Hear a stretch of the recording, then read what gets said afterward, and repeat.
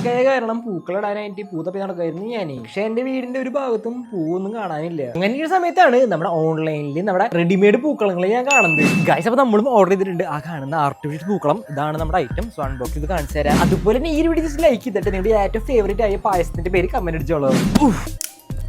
പണ്ടൊക്കെ എന്തോരം പൂക്കളുടെ എന്താ പൂക്കളം വരെ ആർട്ടിഫിഷ്യൽ ആയിട്ട് വന്നു തുടങ്ങി. നമ്മൾ ഓർഡർ ചെയ്ത ഈ കാണുന്ന പൂക്കളത്തിന് ഏകദേശം 390 രൂപയാണ് റേറ്റ് വന്നിട്ടുണ്ട്. കാണിച്ചു തരാം നിങ്ങൾക്ക്.